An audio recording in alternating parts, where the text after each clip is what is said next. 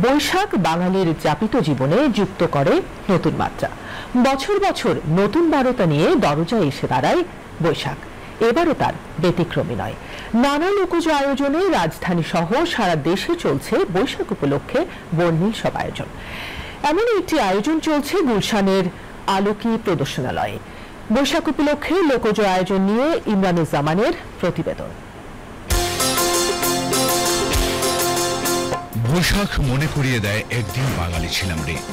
আসলেই রাজধানী ঢাকার উত্তরাংশের মানুষ অনেকটা যান্ত্রিক জীবনযাপন করে, যেখানে সামাজিক অনুষ্ঠানাদি খুব একটা আয়োজিত হয় না বললেই চলে।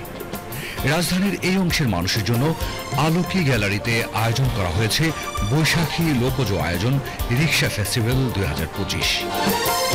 এখানে আমরা আসলে ঢাকা শহরে ওরকম ভাবে গ্রামীণ মেলা খুঁজে পাই না, বা ওই যে বট গাছের বা নদীর কিনারে যে গ্রামীণ মেলাগুলো, বাট আমরা গ্রামীণ প্রোডাক্টগুলো অনেক পছন্দ করি।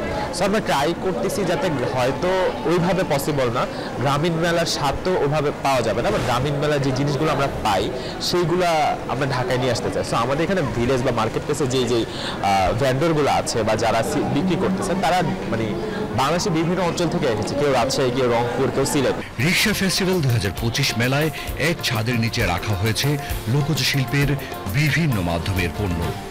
আয়োজনে আছে মাগুরার শতপাড়ার বিলুপ্ত প্রায় শোলা শিল্প। যা এখানে এসে আমার মন ভরছে, এরকম আয়োজন যদি আরো কোনো অন্য জায়গায় হয় তাহলে মনে হয় আমরা একটু আনন্দিত হব এবং আমরা উপভোগ করতে পারবো। রংপুরের শতরঞ্জি, বসন্তপুরের শখের হাড়ি, ধামরাইয়ের তামাকাশা শিল্প, রতনপালের পটচিত্র, এছাড়া আছে ফ্যাশন হাউসগুলোর অংশগ্রহণে নবপ্রজন্মের পোশাক প্রদর্শনী। আছে খাবার ও পুরনো দিনের বিখ্যাত সব সিনেমা নিয়ে প্রদর্শনী।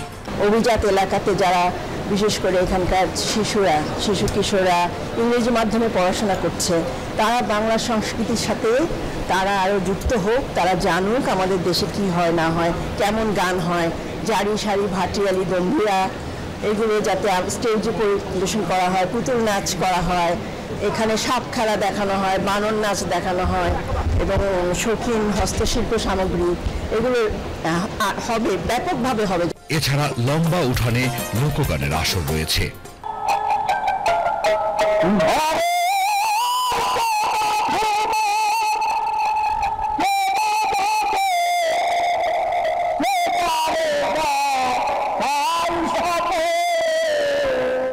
রিক্সা ফেস্টিভ্যাল 2025 মেলা চলবে 14 এপ্রিল বা 1 বৈশাখ পর্যন্ত।